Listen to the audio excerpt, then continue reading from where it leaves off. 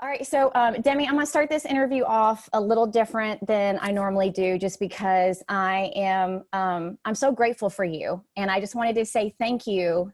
And that I'm so proud of you for speaking up about mental health, because I think like a lot of people, and not just this country, but worldwide, myself included, have been affected by mental health. Personally, I have anxiety, take medicine every day, do my therapy on the reg. Mm-hmm. I have family members who bipolar, schizophrenia, depression, you name it. And everybody has always been so silent for so long, and they've been suffering in this silence. And I just want to know, like, what was that aha moment for you that you were like, I need to speak up and I need to speak out? The aha moment for me came, well, first of all, I want to say thank you so much. Yeah. Your words are very, very important to me. And it's messages like those that reinforce the purpose behind why I do what I do. And Totally. My aha moment, I think, was I went into treatment for the first time when I was 18 for,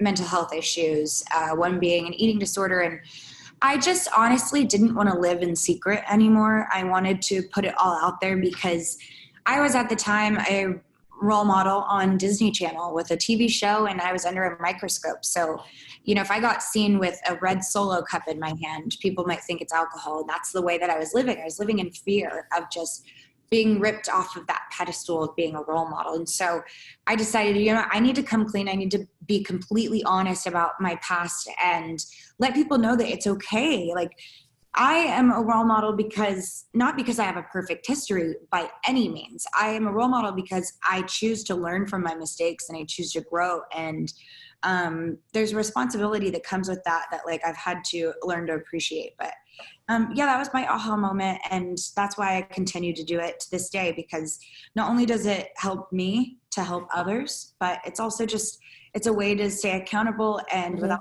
living in fear.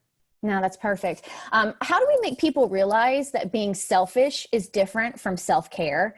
Because I don't think people take care of themselves the way they do because they're afraid they're going to be viewed as being selfish. Well, I think we have to get rid of the stigma behind the word selfish. I think it's okay to be selfish. There are times where it is absolutely okay to be selfish, whether you're protecting yourself from something that might be triggering to you, setting boundaries with people, even being of service to others for selfish intentions. Like sometimes I've learned that the best way to get out of your own head is to show up for other people. And so it might have selfish intentions, but ultimately, if you're helping other people, that's the most important thing. And it's okay to be selfish sometimes.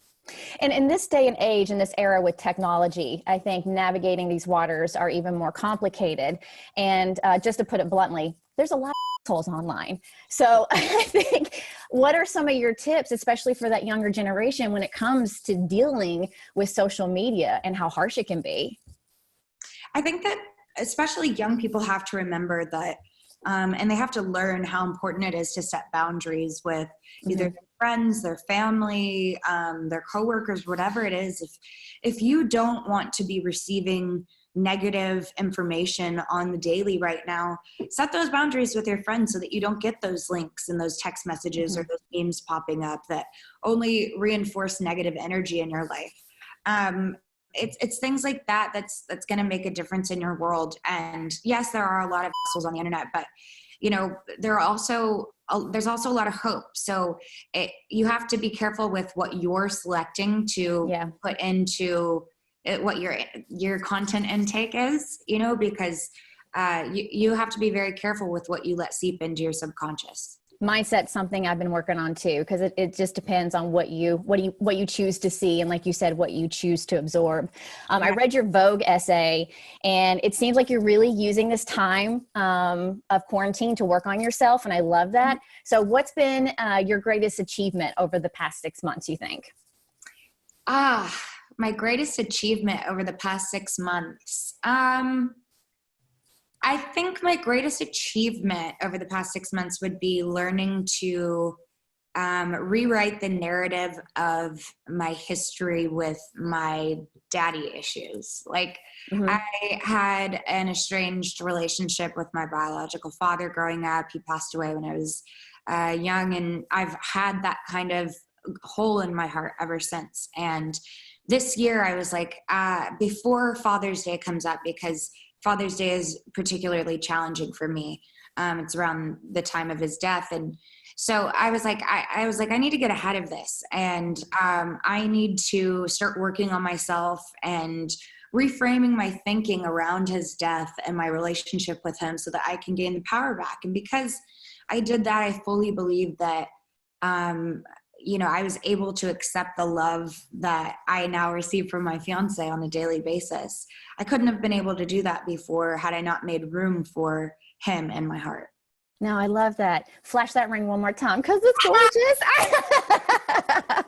Congratulations on the engagement, by the way. Like, I love seeing you so happy, and you genuinely seem like you're in a great space. And it's really, really awesome to see. So would you consider yourself an empath? Like, looking through some of your social media and like what you had to say, I mean, obviously everybody was impacted by Chadwick Boseman's passing, but just the way you write, you can just really connect to your feelings. And so, you struck me. I'm like, I think she's an empath. I definitely am. And that's why I have to be careful and set boundaries with people. I'm intaking, I've had to set boundaries with friends saying, hey, look, this is a lot right now, and I'm trying to protect my mind space and my mental health and my serenity right now. So please respect that. And it's hard. There's so much negativity in the media right now, but if you look in the right places, there's a lot of hope too. So I was watching a recent interview also, and I cringed when the interviewer asked if you were ashamed. Because I think it's equally important to give guidance on what you should not say to people who are, dealing with mental health and, what you should. So has there been anything, because I think there's a lot to learn there, anything that's been said that you're like, yeah, no, don't ever say that to somebody again? For a while, I was going to meetings and in recovery after my overdose. And I think people tend to forget that was a really traumatic experience for me. Totally. So sometimes, what people don't realize is they might only be one person at a recovery meeting. But for me, I was going to a meeting every day. So that was one person every day coming up to me, telling me, I remember where I was when I heard the news, and I was praying for you to make it through. And it means so much to me. And I'm so grateful because those prayers are what got me through. But, I do ask, and I hope that people can respect that was a really traumatic time for me. And it's not the easiest thing to just talk about off the cuff, especially just like out and about when you're doing your life. And, so just remembering, like, I'm human. Some of the things that I've dealt with, it can be really tricky to talk about. I'm owning, my past and taking control of the narrative in that as well, and feeling empowered by speaking about it and sharing my truth. But just being sometimes being a little sensitive to that can go a long way. I think that's great advice. Okay, Not to Be Okay, out now, your collaboration with Marshmello that you guys released on World Suicide Prevention Day, September 10th, which is so fitting. The song, it's a banger with a message, and it doesn't get any better than that. So thank you for always being so vulnerable and putting yourself out there, Demi, because you're helping more people than you realize. Thank you so much. That means a lot. It was lovely talking to you today. You too. This is The Bert Show.